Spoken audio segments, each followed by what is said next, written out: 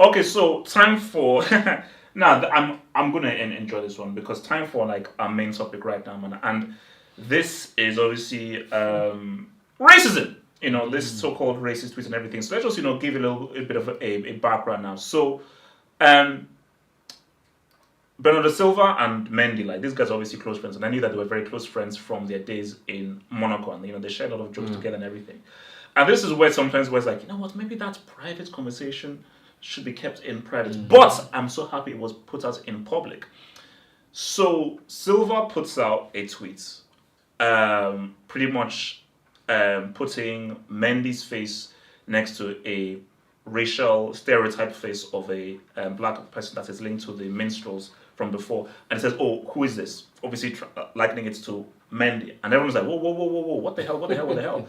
And then Mendy obviously tries to backtrack and say, "Oh, look, this is just a private joke, blah blah blah blah blah." So it opens up this whole racial dialogue and everything, and then Pep Guardiola comes in, who is misinformed and tries to come to Bernardo Silva's defense without actually. He threw gasoline on it. So without actually doing the proper research because he's still in, I must protect my football. So no. This is real stuff. This isn't fishnet ball. This is real stuff.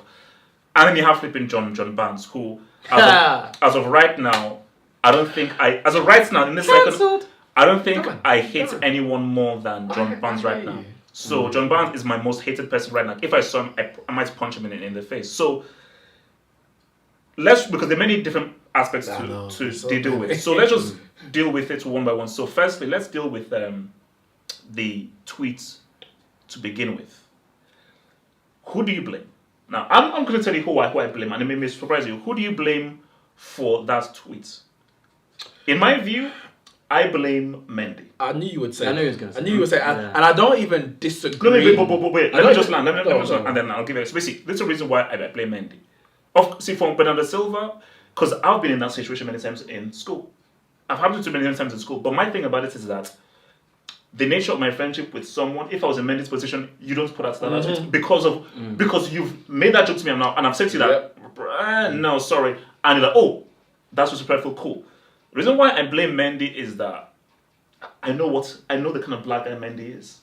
I've been to schools with the kind of was that before this tweet or after you've realised what kind of?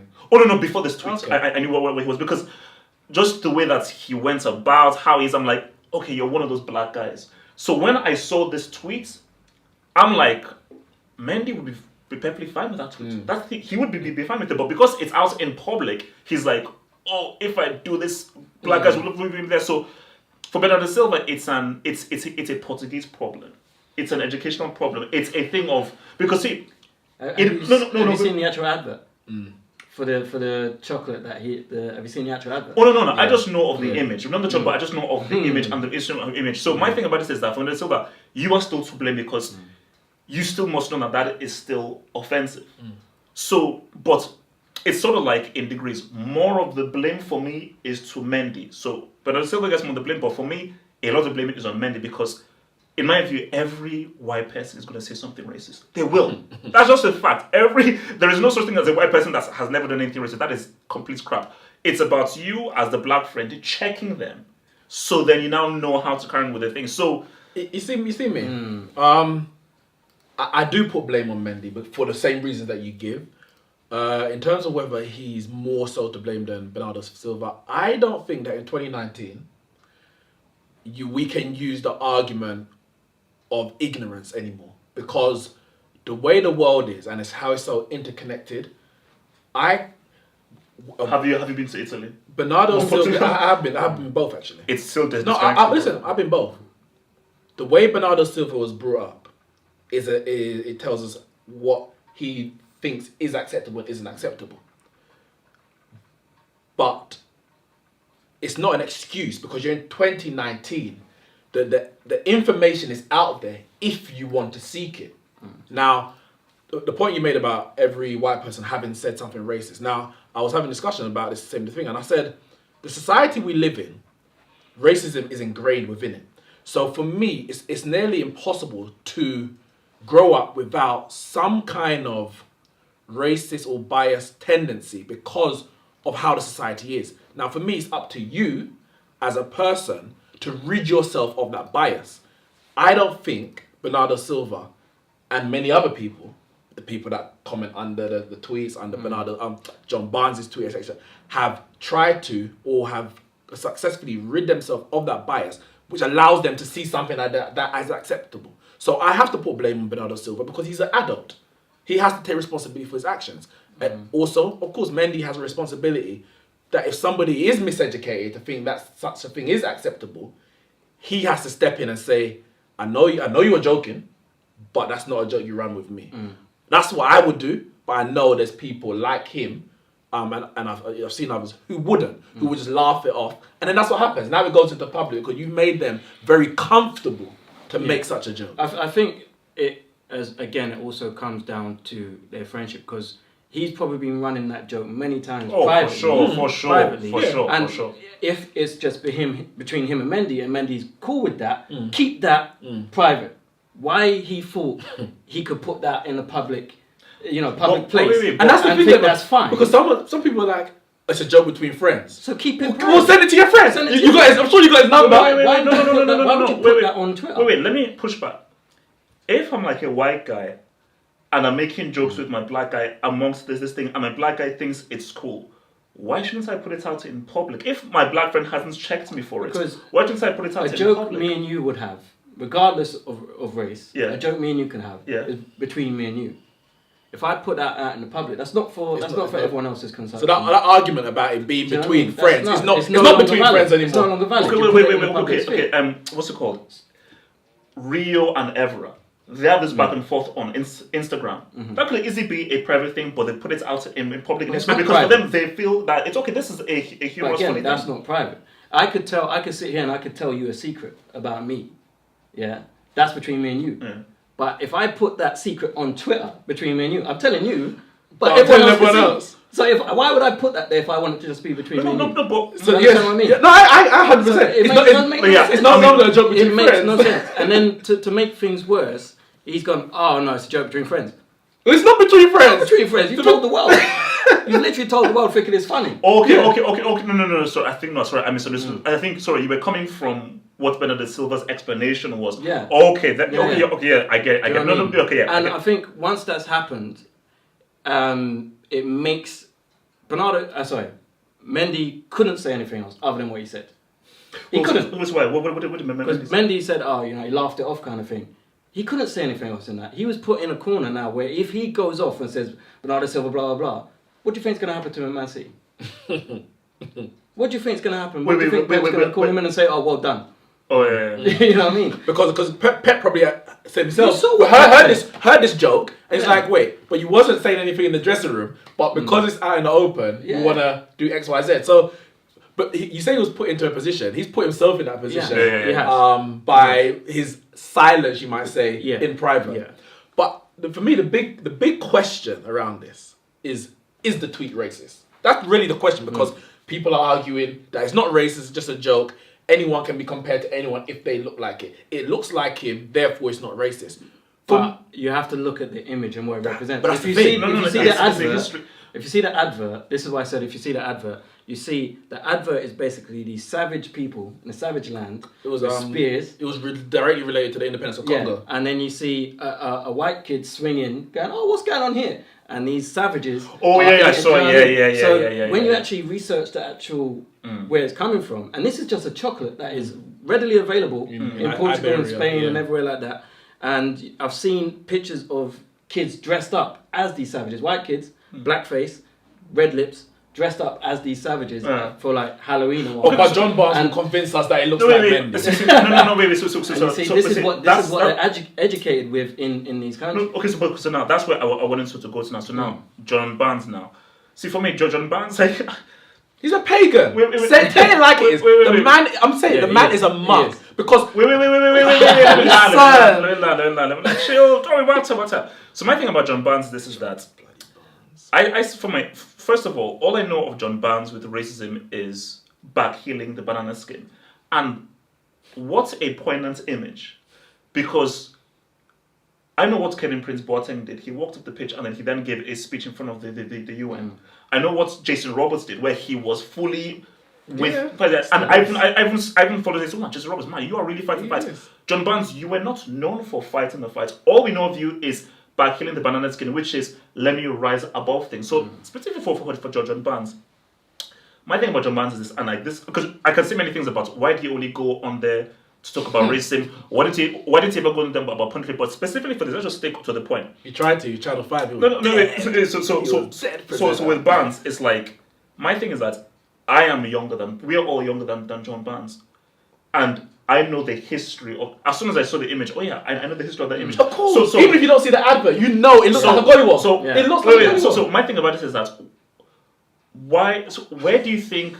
Just try and help me understand. Maybe I'm missing it. Where do you think John Barnes is coming from with his explanation, man? Listen, you know, he wants to stay relevant. That's in it. His job. He's thinking about his profession rather than anything else. Because remember, it weren't too long ago when there was coming, and he was championing this fight against racism, and all of a sudden now they're going towards him for every single racism issue. They're going to John. But the thing is, if you look at his history, even when he's talking about racism in football.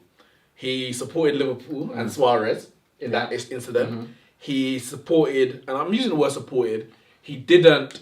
Even John Terry and that incident. Peter Beardsley most recently, and of course the Bernardo Silva. But additionally, on top of that, so when someone has been accused of the racism, including Liam Neeson, he has defended that person before anything else. But when Jadon Sancho speaks about how racism makes him feel and other footballers, he says, not that we are going to, but it feels like, why should we even play this sport? He didn't say he's going to quit the sport. John Barnes comes out and says, basically, you don't have it tough. Give up football and you'll see what real racism is. Well, excuse me, for a 20-year-old lad expressing his feelings on racism whilst still playing the game, because he's playing it with the racism, and then he's having an interview, a discussion, using his voice that you tell him to use, and you're telling him basically, you can't complain because it was worse in my day, and you're in a privileged position. Well, excuse me, who are you to tell him or any person how they should or shouldn't feel when attacked or subjugated to racist abuse? Bernardo Silva's tweet is racist. Yeah. Is Bernardo Silva a racist? I don't know Bernardo Silva. I think a lot of people from that area, Iberia, Portugal, Spain, they are educated or miseducated in their white supremacy. They believe that this is how black people are, this is how black people look. And Bernardo Silva is possibly a victim of that. I don't know his personal beliefs towards black people or any other race. But that tweet is racist because the image, it comes from a racist background, a racist caricature and depiction of black people as savages, similar to the gollywog who were pictured as greedy, as thieves, as rapists, etc., etc. There's no difference. So John Barnes coming out and saying that the nonsense that he said, and then for me, and what you said at the beginning, and I'll wrap up on here, you're happy it came out. And I'm happy. I like when the devil shows their face. I love it. Because one of the discussions are important, and two, you know who you're dealing with. You know what kind of people you're dealing with. And the people that respond, and you see the people on Twitter and social media, and what they say and how they defend it, you're just showing your face. Yeah. And I love it. Show your face. So basically, before coming to devil, again, speaking more on John Barnes, but specifically also adding into the whole Pep Guardiola angle. Because the thing with Pep, and again, it's one of these simple things that before you speak publicly, you have to have the research within you. Because the way Pep was speaking was that, did you look at the image? Have you seen why people are angered about the image? So before you've done that, why would you? Because you are a public figure who can influence a lot of people. So by coming out and fully defending Bernardo Silva when you didn't even do the requisite research on the image, I just think shows just a lack of decorum and just basic. I think it goes back to what Nick's saying about miseducation. I think Pep has just come out defending his player when he hasn't actually taken the time out to research the levity of what has actually been said. He just thinks, oh, it's a joke between two friends. Mendy hasn't said anything, so why is everyone getting upset? He's not looking at it at the bigger picture. I think he's very much just thinking, I have to defend my player. You know, he's added gasoline to the fire. And I think the worst thing that they could have done is put Sterling in the interview and ask him about it. What could Sterling say in that situation? Sterling going to say, no, you know what? He's out of order, blah, blah, blah, blah. When his manager's already come out and defended him. Yeah. So Sterling should have never been asked that question on TV. And what people are doing, I know I'm going slightly off subject here, but people are using that against Sterling, against all the good stuff that he's done. Yeah, they're now using this one subject, this one incident, to denounce everything that he's done before, because he's seemed to be sticking up for Bernardo Silva. I think that stems from what Pep said, and I think that shouldn't happen. But for Raheem though, what could he say? What's your even if he did think, even if he does think, you know what, he shouldn't have said that. Is he going to go on national TV? But it's funny because those kick it out shirts were stupid, by the way. Like, I mean, that was just that was just come on. Well, we know. But the thing is with me. Wait, when did they wear this? No. And before the game. What a joke! No, what a joke. See, that's it's a publicity stunt. Publicity stunt. Yeah. Because you can do that. And also, but look what you're saying. It's also, that's kick it out's organization. You're being used. You're just being used, and that's what the devil is always being done, man. So you think that for Sterling, your views that he couldn't have said anything? But you can hear from the way he's talking, he doesn't even feel confident in what he's saying. He's saying, and he's coming back, and he's pushing back, and he's going back. There's a PR machine at every club. Do you know what I mean? And I wouldn't be surprised if Manchester City PR team said, if you get asked this question, say this. Do not say anything that's gonna, deviate from what the rest of the club are saying. You have to say this. So he goes out and he does his job and he says what he's supposed to say, even if you don't want to say it, because the repercussions are going to be, you know what I mean? You don't know what's going to happen behind the scenes in Man City. I'm not saying he's going to lose his place in the team or anything like that, but the attitude towards him might change. But I think just like last points upon this before I'm moving on to the later topics. I think just specifically, I just want to come back down to John Barnes. Because my thing with John Barnes, for me, I think it's very problematic because, a point that my friend made on the podcast was what John Barnes is doing is that he's giving white people ammunition. Because he said, from what Barnes said, some white dude did a comparison of what if Kevin De Bruyne was compared to this Milky Bar kid? Yeah, and I'm like, oh my God, in heaven. Got racist. Oh my God. Because there's a racial history with the milk. Oh my God. But my thing with John Barnes is, why do you think that he's almost rushing to go to BBC and Sky News for all of these racial interviews and everything? Because I have sort of my slight explanations, but obviously you guys obviously living in England a lot longer than I have. I'm from John Barnes, from what I know, this is one of the most talented black English football players ever. You know what? How have you just turned yourself into a racist puppet? That's the thing. So my view on this, and I think this could be the reason. I'm not saying it is. I say it could be. From going through what he went through in the 80s, looking for acceptance, he's now become Samuel Jackson in Django. Oh, wow. That's what he's become. He's become the guy who wants to be with the majority. He now wants to be loved by the white man. He wants the white man to say, oh, actually, no, what you're saying is true. I agree with you. And now he's taken up that role. That's his position in this. That's sad. It really is. That's sad. It really is. The less that I talk about John Barnes, the better, because that man, for me, he's done. He is completely done. I got no time for him. But he'll be on TV all the time now. And for me, I think Rand said something. He goes, look at all the people who are agreeing with what John Barnes said. They look nothing like John Barnes, and that tells you everything you need to know. Yeah, that's deep. That's deep. Okay, what's happening next?